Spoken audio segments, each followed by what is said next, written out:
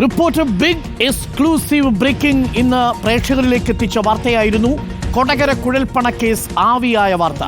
കൊടകര കുഴൽപ്പണക്കേസിൽ പണം എത്തിച്ചത് BJPക്ക് വേണ്ടി എന്ന ആരോപണം തള്ളി ED.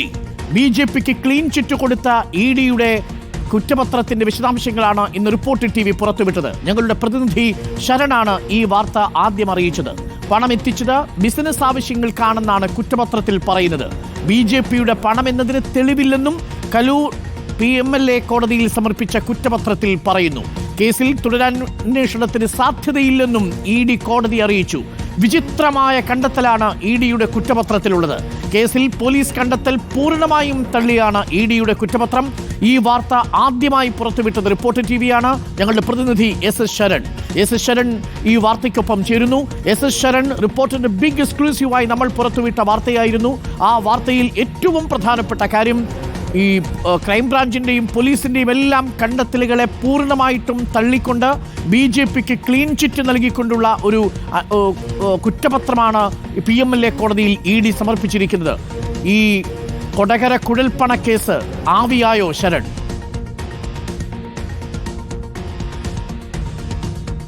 Arunkumar, good evening. എന്തായാലും ഈ കൊടകര കുഴൽപ്പണ കേസ് ആവിയായെന്ന് തന്നെ നമുക്ക് പറയാൻ കഴിയും. കാരണം ED അതുകൂടി വ്യക്തമാക്കിയിരിക്കുകയാണ്. തുടരന്വേഷണത്തിന് യാതൊരുവിധ സാധ്യതയും ഇല്ല എന്ന് പറഞ്ഞുകൊണ്ട് കൂടിയാണ് കുറ്റപത്രം കോടതിയിൽ സമർപ്പിക്കുകയും ചെയ്തിരിക്കുന്നത്. നമുക്കറിയാം 2021 ഈ കവർച്ച നടക്കുന്നത്. അന്ന് കൊടകരയിൽ കവർച്ച നടന്നതിന് പിന്നാലെ പോലീസ് അന്വേഷണം ആരംഭിച്ചിരുന്നു. ഇതിന് പിന്നാലെയാണ് എൻഫോഴ്സ്മെന്റ് ഡയറക്ടറേറ്റ് കൂടി അന്വേഷണ രംഗത്തേക്ക് എത്തുന്നത്. പിന്നീട് പ്രാഥമിക അന്വേഷണം, അതായത് എൻഫോഴ്സ്മെന്റ് ഡയറക്ടറിനെ സംബന്ധിച്ച് ഇത്തരത്തിലുള്ള വിവരങ്ങൾ ലഭിക്കുകയാണെന്നുണ്ടെങ്കിൽ അവർ ആദ്യം ചെയ്യുന്നത് പ്രാഥമിക അന്വേഷണമാണ്. അങ്ങനെ പ്രാഥമിക അന്വേഷണം പൂർത്തിയായിക്കൊണ്ട് 2023 ECIR രജിസ്റ്റർ ചെയ്തിരുന്നത്.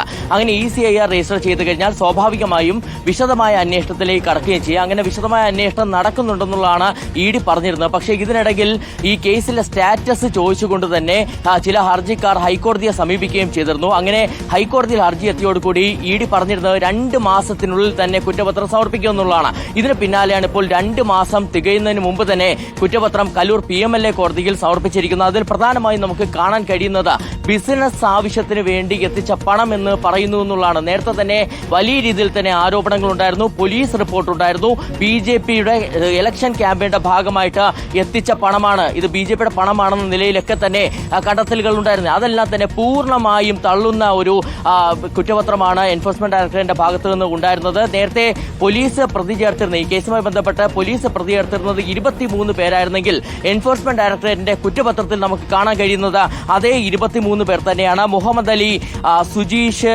രഞ്ജിത്ത്, അരീഷ്, മാർട്ടിൻ അടക്കമുള്ള 23 പേരാണ് ഈ പ്രതിപട്ടികയിലുള്ളത്. ഇതിൽ തന്നെ ഏറ്റവും പ്രധാനമായും ED പറയുന്നത് BJPക്ക് വേണ്ടി എത്തിച്ച പണമല്ല, മറിച്ച് ആലപ്പുഴയിലുള്ള തിരുവിതാംകൂർ പാലസ് പ്രോപ്പർട്ടി വാങ്ങുന്നതിന് ഡ്രൈവർ ഷംജീർ വഴി ധർമ്മരാജ് കൊടുത്തുവിട്ട 3.56 കോടി രൂപ കൊടകരയിൽ വെച്ച് കൊള്ളയടിക്കപ്പെട്ടിരിക്കുന്നു എന്നുള്ളതാണ് പ്രധാനമായും ED ഈ കുറ്റപത്രത്തിൽ പറഞ്ഞു വെക്കുകയും ചെയ്തിരുന്നത്. എന്തായാലും EDയുമായി സംസാരിക്കുമ്പോൾ അവർ പറയുന്നത് ഇത് കവർച്ചാ കേസാണ് അന്വേഷിച്ചത്. കവർച്ചയ്ക്ക് മുൻപ് എന്തൊക്കെ നടന്നു എന്നുള്ളത് അന്വേഷണ പരിധിയിൽ വന്നിട്ടില്ല.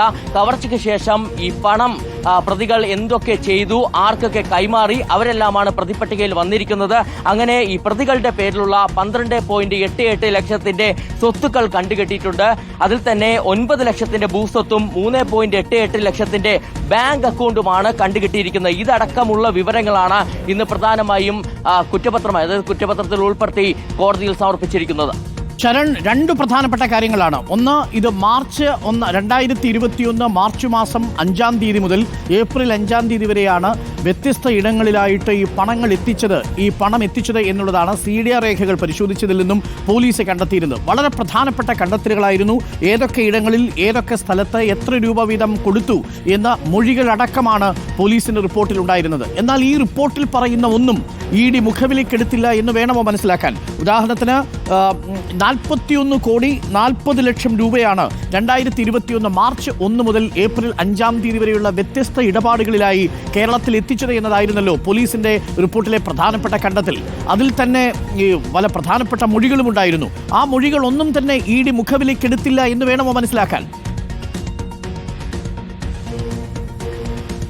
അരുൺകുമാർ, തീർച്ചയായിട്ടും പോലീസിന്റെ റിപ്പോർട്ട് മുഖവിലയ്ക്ക് എടുത്തിട്ടില്ല, മറിച്ച് പോലീസിന്റെ റിപ്പോർട്ട് പൂർണ്ണമായും തള്ളുകയാണ് എൻഫോഴ്സ്മെന്റ് ഡയറക്ടറേറ്റ് ചെയ്തിരിക്കുന്നത് എന്നുള്ളതാണ്. പോലീസ് റിപ്പോർട്ടിൽ എന്താണോ പറഞ്ഞിരുന്നത് അതിന് നേരെ ഓപ്പോസിറ്റ് ആയിട്ടുള്ള ഒരു കാര്യം എന്താണോ വേറൊരു കഥ അത് ഇപ്പോൾ ഇതിൽ ഇഡിയുടെ കുറ്റപത്രത്തിൽ വന്നിരിക്കുന്നു എന്നുള്ളതാണ്. ബിസിനസ് ആവശ്യത്തിന് വേണ്ടി ഇത്തരത്തിൽ എത്തിച്ച പണമാണ് കവർച്ച ചെയ്യപ്പെട്ടതെന്നുള്ളതാണ്. ഇതിൽ തന്നെ ഏറ്റവും പ്രധാനമായി മാറുന്നത് നേരത്തെ പോലീസ് റിപ്പോർട്ടിന്റെ ഭാഗമായി പല തെളിവുകളും ഉണ്ടായിരുന്നതാണ്. ആ തെളിവുകളൊന്നും തന്നെ ഇഡി പരിശോധിച്ചിട്ടില്ല എന്നുള്ളതാണ് നമ്മൾ മനസ്സിലാക്കുന്നത്. അത്തരത്തിലുള്ള തെളിവുകളിലേക്ക് പോയി കഴിഞ്ഞാൽ മറ്റ് ചിലർ കൂടി പ്രതികളാകുന്ന സാഹചര്യം ഉണ്ടാകും. എന്നാൽ ഇഡി അത്തരത്തിലുള്ള അന്വേഷണത്തിലേക്കൊന്നും പോയിട്ടില്ല. മറിച്ച് പോലീസ് പറഞ്ഞിരുന്ന പ്രതികൾ ആരൊക്കെയാണോ ആ പ്രതികൾ തന്നെ ഈ കുറ്റപത്രത്തിൽ ഉൾപ്പെടുത്തുന്നു. അതിനപ്പുറമുള്ള മറ്റ് തെളിവുകൾ ശേഖരിച്ചുള്ള നടപടികളിലേക്ക് ഇഡി കടന്നിട്ടില്ല എന്നുള്ളതാണ് നമ്മൾ ഈ ഘട്ടത്തിൽ മനസ്സിലാക്കുന്നത്. ഇതോടൊപ്പം തന്നെയാണ് തിരൂർ സതീഷിന്റെ വളരെ പ്രധാനപ്പെട്ട വെളിപ്പെടുത്തൽ നേരത്തെ വന്നിരുന്നത്. തുടക്കത്തിൽ നമുക്കറിയാം ഈ പോലീസ് അന്വേഷണം നടക്കുന്നു, അതിനുശേഷം കോടതിയിൽ റിപ്പോർട്ട് കുറ്റപത്രം സമർപ്പിക്കുകയും ചെയ്തിരുന്നതാണ്. അതിന് പിന്നാലെയാണ് ഈ തിരൂർ സതീഷിന്റെ വെളിപ്പെടുത്തൽ വരികയും ചെയ്തിരുന്നത്. അതിൽ കൃത്യമായി തന്നെ BJP നേതാക്കളുടെ പങ്കടക്കമുള്ള കാര്യങ്ങളാണ് പറഞ്ഞത്. പക്ഷേ തിരൂർ സതീഷിന്റെ മൊഴി രേഖപ്പെടുത്തിയിട്ടില്ല, ഇഡി തന്നെ ബന്ധപ്പെട്ടിട്ടില്ല എന്നുള്ളത് അദ്ദേഹം തന്നെ പ്രതികരിക്കുകയും ചെയ്തിരുന്നു. അപ്പോൾ സ്വാഭാവികമായിട്ടും ആരുടെയൊക്കെ മൊഴി എടുത്തുകൊണ്ടാണ് ഇത്തരത്തിൽ കുറ്റപത്രം തയ്യാറാക്കിയിരിക്കുന്നത് എന്നുള്ളതാണ് ഏറ്റവും പ്രധാനമായും അവിടെ ചോദ്യമായി അവശേഷിക്കുന്നത്. എൻഫോഴ്സ്മെന്റ് ഡയറക്ടറേറ്റ് പറയുന്നത് പല ആളുകളുടെയും മൊഴികൾ എടുത്തു എന്നുള്ളതാണ്. പ്രതികളുടെ മൊഴികൾ എടുത്തിരുന്നു, എന്നാൽ ആരുടെയൊക്കെ എന്നുള്ളത് വ്യക്തത വരുത്താൻ ഇഡി തയ്യാറായിട്ടില്ല. മറിച്ച് ഇത്തരത്തിലുള്ള വിവരങ്ങൾ മാത്രമാണ് പങ്കുവയ്ക്കുന്നത്. ഈ കേസിൽ 23 പ്രതികളാണുള്ളത്. ഈ പണം എവിടെ നിന്ന് വന്നു, ആരിലേക്ക് പോകാൻ വന്നു, ഈ രണ്ട് ചോദ്യങ്ങൾക്കും ഉത്തരം കുറ്റപത്രത്തിലില്ലല്ലോ. അതായത് ഒരു വിചിത്രമായ ഒരു കുറ്റപത്രമായിട്ടല്ലേ നമ്മൾ മനസ്സിലാക്കുന്നത്. ഈ പണത്തിന്റെ സോഴ്സ് എവിടെ നിന്നാണ്, ഈ പണം ആർക്ക് കൊണ്ടുപോകാൻ വന്നു എന്നത് പോലും അന്വേഷിക്കാതെയാണ് ഈ കുറ്റപത്രം സമർപ്പിച്ചിരിക്കുന്നത് അല്ലേ? അരുൺകുമാർ, തീർച്ചയായിട്ടും പോലീസിനെ സംബന്ധിച്ച് പോലീസ് തുടക്കം മുതൽ തന്നെ പറയുന്നത് അവർക്ക് പരിമിതികളുണ്ട്. അതായത് ഇത്തരത്തിലൊരു വലിയ കേസ് വരുന്ന സമയത്ത് അവർക്ക് അന്വേഷണത്തിന് പരിമിതികളുണ്ട്. അതുകൊണ്ട് തന്നെ ഈ കേസ് ഇഡി അല്ലെങ്കിൽ ഇഡിയും ഒപ്പം ഐടിയും ഒക്കെ അന്വേഷിക്കണമെന്നുള്ളതാണ്. അവരാണ് ഇത്തരത്തിലുള്ള കള്ളപ്പണ ഇടപാടുകൾ, കുഴൽപ്പണ ഇടപാടുകൾ അടക്കമുള്ള കാര്യങ്ങളിലേക്ക് ആ സോഴ്സുകൾ കണ്ടെത്താനുള്ള അന്വേഷണത്തിലേക്ക് തന്നെ കടക്കേണ്ട ഏജൻസികൾ. പക്ഷേ പോലീസ് ഇത്തരത്തിൽ തുടരന്വേഷണം ആവശ്യപ്പെട്ടുകൊണ്ട് തന്നെ കത്ത് നൽകിയിട്ടും ഇഡിയും ഐടിയും പറയുന്നത് തുടരന്വേഷണത്തിന് സാധ്യത ഇല്ല എന്നുള്ളതാണ്. എന്തായാലും ഇതിൽ ഏറ്റവും പ്രധാനമായും നമ്മൾ കാണേണ്ടത് എൻഫോഴ്സ്മെന്റ് ഡയറക്ടറേറ്റ് അത്തരത്തിലുള്ള കൂടുതൽ വിശദമായ അന്വേഷണത്തിലേക്ക് പോയിട്ടില്ല എന്നുള്ളതാണ്. അങ്ങനെ പോയിരുന്നെങ്കിൽ ഒരുപക്ഷെ സോഴ്സിലേക്ക് എത്തിച്ചേരേണ്ടതാണ്. ഇത് ആർക്ക് വേണ്ടിയാണ് കൊണ്ടുവന്നതെന്നുള്ള കാര്യത്തിലും വ്യക്തത വരേണ്ടതാണ്. എന്നാൽ അവർ പറഞ്ഞു വയ്ക്കുന്നത് ഇത്രയും മാത്രമാണ്, ഈ പ്രതികളാണ് കുറ്റപത്രത്തിൽ ഉള്ളതെന്ന് മാത്രമാണ് പറഞ്ഞു വയ്ക്കുന്നത്. സോഴ്സ് അടക്കമുള്ള കാര്യങ്ങളിലേക്ക് അന്വേഷണം പോയിട്ടില്ല, അതിനി സാധ്യമല്ല എന്നുള്ള നിലയിലുള്ള ഒരു പ്രതികരണം കൂടിയാണ് ഇഡിയുടെ ഭാഗത്തു നിന്നുണ്ടായിരിക്കുന്നത്.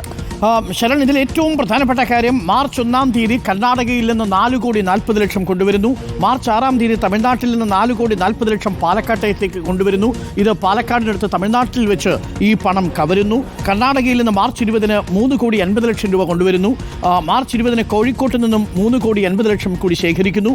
മാർച്ച് 26-ന് കർണാടകയിൽ നിന്ന് പാഴ്സൽ ലോറിയിൽ 6,80,00,000 കൊണ്ടുവന്നു. തുടങ്ങിയ മൊഴികളെല്ലാം തന്നെ പോലീസ് റിപ്പോർട്ടിൽ ഉണ്ടായിരുന്നിട്ടും അതിൽ യാതൊരു വിധത്തിലുള്ള ആഴത്തിലുള്ള അന്വേഷണവും നടത്താതെ ഒരു തട്ടിക്കൂട്ടി ക്ലീൻ ചിറ്റ് കൊടുക്കാൻ ഉദ്ദേശിച്ചുകൊണ്ടുള്ള റിപ്പോർട്ട് എന്ന നിലയിലാണ് ഈ റിപ്പോർട്ട് കൊടുത്തിരിക്കുന്നതെന്ന് നമുക്ക് പറയാം അല്ലേ ശരൺ?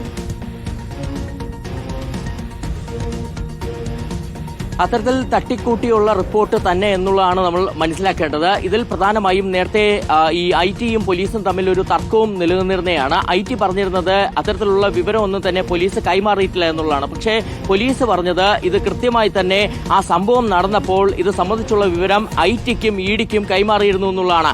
അതിനുശേഷവും എന്തുകൊണ്ട് പോലീസ് ഇത്തരത്തിൽ വളരെ പ്രധാനപ്പെട്ട കണ്ടെത്തലുകളിലേക്ക് എത്തുമ്പോൾ അല്ലെങ്കിൽ നിർണായകമായിട്ടുള്ള വിവരങ്ങളിലേക്ക് എത്തുമ്പോൾ അത് പരിശോധിച്ചുകൊണ്ടുള്ള ഒരു നടപടികളിലേക്ക് പോയിട്ടില്ല എന്നുള്ളതാണ്. അതിന്റെ പിന്നിലുള്ള കാരണമാണ് പ്രധാനമായും ഇവിടെ ചോദ്യമായി ഉയരുകയും ചെയ്യുന്നത്.